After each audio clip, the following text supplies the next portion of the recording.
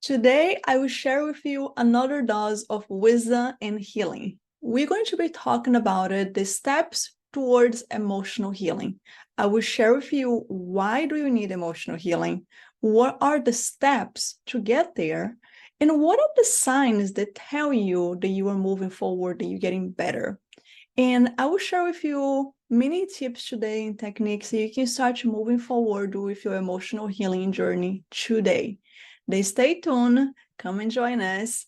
And hi, I'm Anna. I'm a physical therapist, a mind body coach, and a self healing specialist. For over 15 years, I have been helping clients to heal from chronic pain and take their life back. And I would like to help you to take your life back too. Then let's talk about more about emotional healing. Then when I think about emotional healing in my practice, a lot of the patients I see with chronic pain also have emotional healing problems, especially if you've been suffering for a long time. The chronic pain does have a toll. It carries some weight on your physical body and your emotional well-being as well. Then they are all interconnected, and it's really important when we are healing that we address both sides. Either you're feeling just emotional problems, or if you're having physical problems, make sure that you also address the emotional component of that. Then let's go a little bit deeper to why do we need emotional healing? Because emotions affects everything. Emotions affects our body, affects our relationships, affect our life. Then we need emotional healing because it is a very strong correlation between our physical body and our emotions. Then when we are not feeling well emotionally, it will affect our body.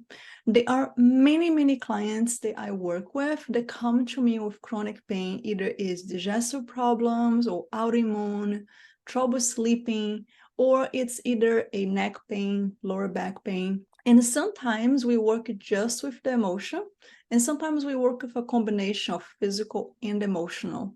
And it's fascinating how many patients we work just with the emotion and the physical pain goes away. And that just goes to show you how connected the emotions are with the physical body. Because when we do release emotions, the body can heal, the body can feel better. So that's really important. Then let's talk about it. What are the 5 steps to healing? Then I created what I call the self-healing path. After working with patients for over 15 years, I noticed that it's somewhat of a path, a journey that the patients go through it to be able to get to the mastery, to be able to get to the place where you're completely pain-free and you know what you need to do for yourself. And there are some steps to get there. Then let me share some of those steps with you. And I would encourage you to, as I'm explaining to you some of those stages, take some notes and starting to identify where you are, in what stage are you today, and what are the steps that's missing for you to get to the next stage, and then to the next stage, and then to the next stage. Especially when we're dealing with emotional pain, we wanted to make sure that we are very focused to just the next step, because otherwise it becomes really overwhelmed. And when we are overwhelmed, we're going to freeze. We don't want to freeze. We just want to continue moving forward one step at a time. As I'm explaining to you, starting to identify where are you and share that with us. What stage are you? And what is one step that you can do it to get to the next stage? Then the first stage is what I call discovery. Discovery is when we start creating the awareness of where we are, like what are we feeling, what is going on, what do we need, what are the goals that we need, what intentions that we have, why do we want to get there. And once you start to discover more about yourself, it's easier for you to create a path to move forward. If you don't even know what's happening, it's really hard to find a solution, right? Once you, okay, I got it, I have the clarity, I understand what I need, I understand what's wrong.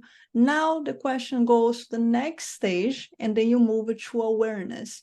And in the awareness stage is where you go deeper. You're starting to move forward, you start to accomplish some goals, but you notice that maybe it's your mindset, maybe it's the negative thoughts, maybe it's a limiting belief, something keep triggering you, keep going back to that old pattern, and it makes it really hard for you to move forward.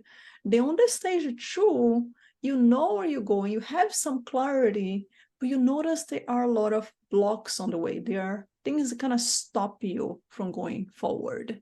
And once you start to recognize what's stopping you from going forward, then now you can actually work on those blocks. You can work on those triggers. But we need to be aware of what are those things that's stopping us from moving forward.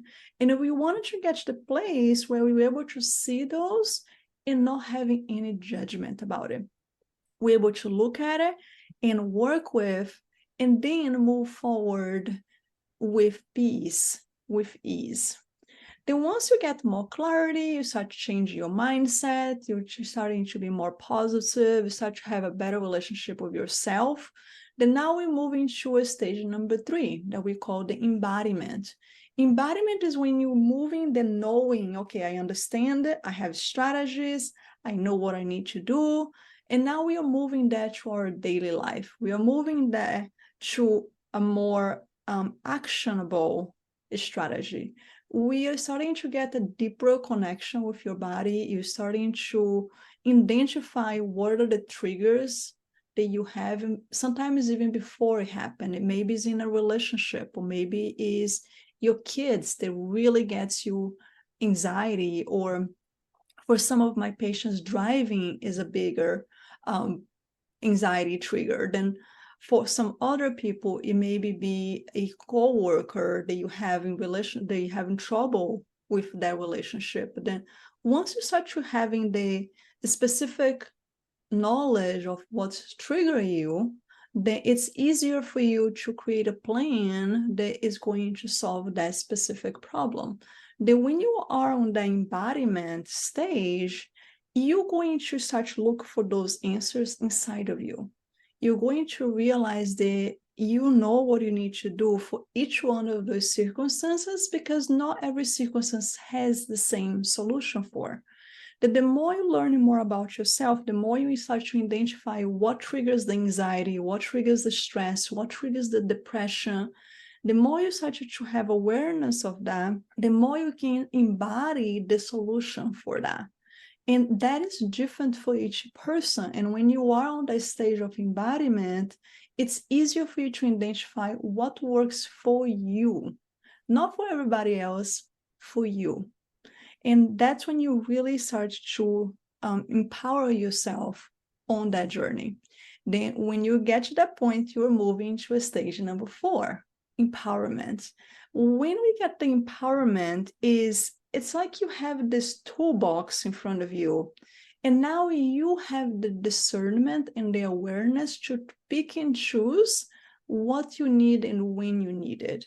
On that stage, we have the strength and the resilience to feel comfortable to go a lot deeper into our emotions without feeling afraid or feeling triggered by.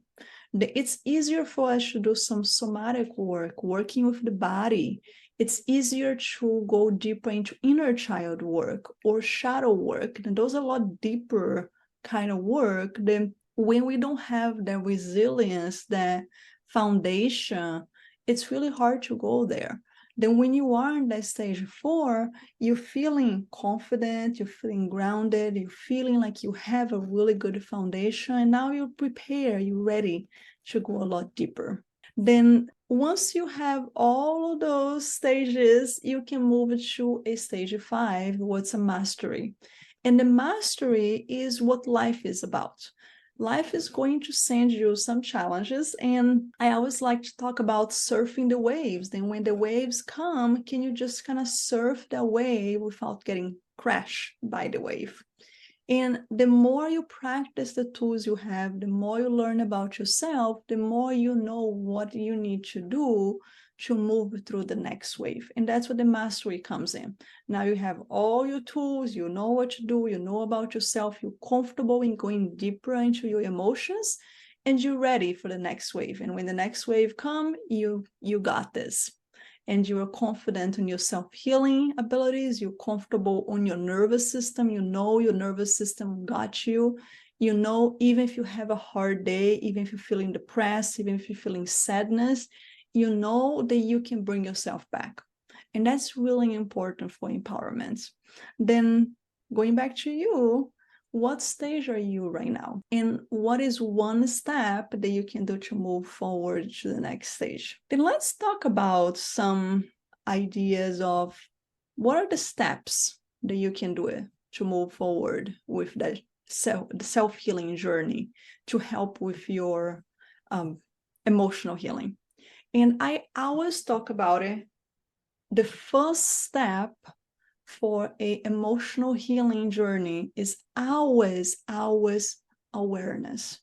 We need to know where we are. We need to have acknowledgement of where we are to be able to change, to be able to move forward. If we don't recognize that we are having anxiety, it is very hard to control the anxiety. If we don't realize that our stress level is really high, it's really hard to change that stress level. That the first step is always being able to be aware, to recognize where we are, because with that, it comes the power to do something about it. Then once you recognize, okay, I have the problem, I recognize I don't want to feel that way, then what else can I do? And I'm going to share with you 90 different tips that you can start applying today to move forward with your journey. Are you ready? Then tip number 1 is set realistic goals. Goals is a very interesting topic because a lot of my patients end up being triggered by goals because they are not setting realistic goals. If you make a goal that's too big and that's too challenged, probably is going to actually increase your level of stress. Then you want to create a goal where you can break down the journey in a small little step, just the next step. What is the next step? What is the next step? And make that so realistic that with every single goal that you are accomplishing, you actually pat yourself in the back and you know that you're building that self-confidence. And that is really helpful for the emotional healing. The tip number 2, it's invest in self-care. Then I hope that by now you know the self-care is not luxury. Self-care is essential, is a priority. We all need that. And we need to remember that we cannot pour from an empty cup. That even if you are thinking about someone else and you want to do for others, you need to make sure that your cup is full, then you're able to give it to others, right? Then it's so important for us to prioritize. And again, when you come from the awareness place, now you know what you need. And when you know what you need, then now it's your job to provide that to yourself. Then we needed to start applying self-care to every day. It's not a massaging once a month. It's an everyday thing. And it doesn't have to take long. It can be a 5 minutes. It can be like things like when you start noticing that the anxiety or that stress starts building up, you pause, you can place your feet on the ground, you can close your eyes, and you can take 5 deeper breaths. They can be that simple. You're just telling your body that, okay, I'm listening here. I'm observing, I'm acknowledging something is feeling a little bit more stress, and I'm just going to pause. I'm not going to push it forward.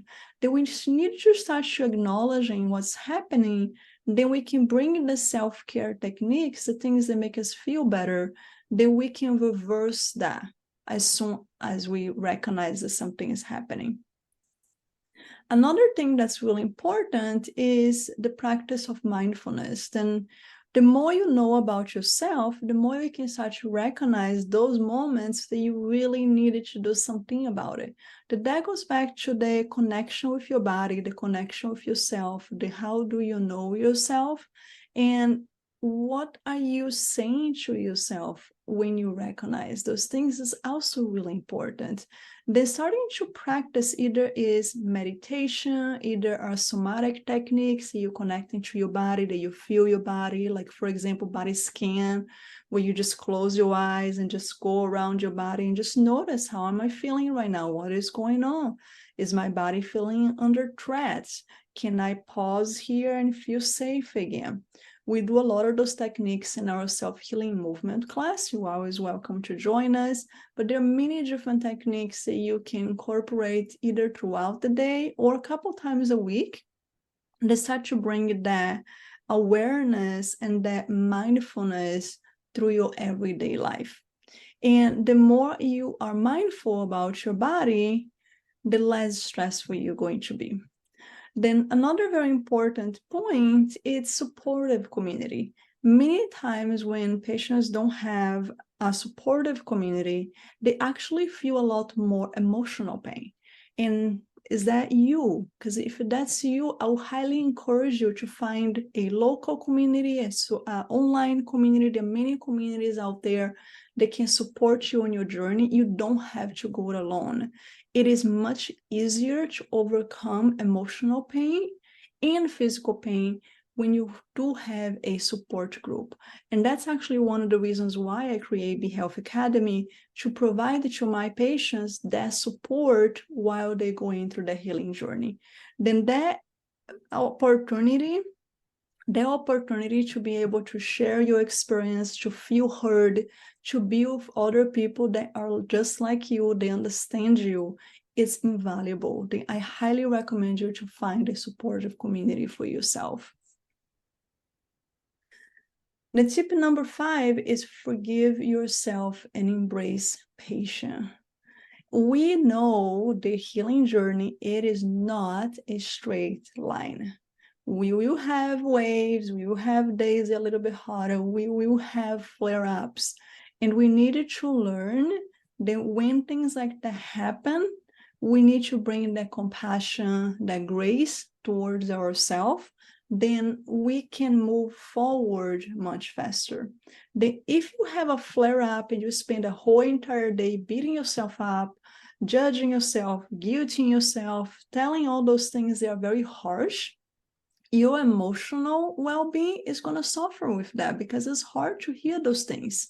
You will never say those things to your best friend, right? Then notice how you are talking to yourself when you're having a hard day or when you have a flare-up day, and recalculate, like change it. Be a little bit kinder, be a little bit more forgiving. Imagine your best friend there. What would you say to your best friend? Then we needed to practice that forgiveness to ourselves as we move forward on the path. It is not linear. We wanted to be able to understand that we will have setbacks, and that's okay. That's just part of the journey. And once we embrace patience, it's a lot easier to bounce back when we do have those hard days. Then when you get frustrated, you get upset with yourself, then if you bring some kindness, I promise you, you're going to be able to move forward a lot faster. Then tip number 6, celebrate your progress. The longer you've been with chronic pain, the harder things sometimes feel.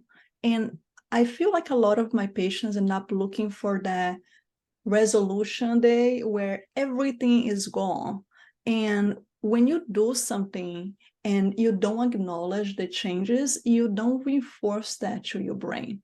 For example, if you do a technique and you feel 50% better, and you tell your brain, oh, that was nothing. I'm not pain-free yet. I'm still having some anxiety. I'm still not feeling like myself. I'm still not there yet. Then what you're doing is you're telling your brain that that's not important. Don't appreciate that. And therefore, the brain is not going to give any reinforcement to that experience. And the opposite of that is when you celebrate every single small steps. In our community, we call that the hashtag wins, and we wanted to be looking for the small details that we can use to move forward. And it can be something like, today I'm waking up with 10% less anxiety. Or today I was able to play with my kids and not worry about my job all day long. Or it can be so many things that represents for you progress. And when those things are hard to find, look for the even smaller things. Today I'm able to walk. Some people can't. Some, like, you wake up in the day and say, today I can take a deeper breath. Some people can't. Then start to looking for even those small progress if you're feeling like finding progress is hard right now. Then make that even smaller and start to condition your brain to look for things to celebrate on it. And it's going to feel easier and easier to move forward and practice that skill. All right, then share with us what you want to celebrate today. And tip number 7, seek guidance. Then I really believe in self-healing. I think we have the power to do a lot, and we do have the tools inside of us. However, sometimes we need a guide. We don't have all the answers. We don't know everything. And if you feel like you don't know what else can you do on your own, it's okay to find someone else that's going to guide you to move forward. That is totally okay. And it's also important for you to educate yourself, learning more about yourself, learning more about what tools can you do it. Then you can find online resources. You have some blogs on my website that you can find. You can also find books that talk about that. I have the book Ignite Your Inner Healer that you can use as one of your resources. There are so many resources out there that you can use to help you move forward with your healing journey. And if you feel like you want something specific, you can always come and join us for the Be Health Academy. And I create a specific path that you can just follow step by step, that you will find all those answers and you will go deeper into your own understanding and awareness of your body. Then make sure that whatever resources you're using, that you're doing something. Don't settle. You deserve to feel better. You deserve to be pain-free. You deserve to be in a place where your emotions feels really good. You feel good about yourself. You deserve that. Then I hope that whatever direction that you go, that you find a solution that's going to help you. And if you are ready to claim your life and heal from chronic pain, physical or emotional, join Be Health Academy. Be Health Academy is a science-based program that offers accountability, pain science education, stress management techniques, ways to shift your mindset, increase body awareness, techniques to release trauma from the body, and so much more. We also offer an interactive workshop twice a month that you can come, you can ask questions, you can bring some specifics to your case, and I can help you to navigate through that experience. And of course, we have our supportive community that's going to also guide you and support you throughout the healing journey. Everything you need is right here in Be Health Academy. Make sure that you click on the link below and take the first step towards a healthier, happier you. Join Be Health Academy.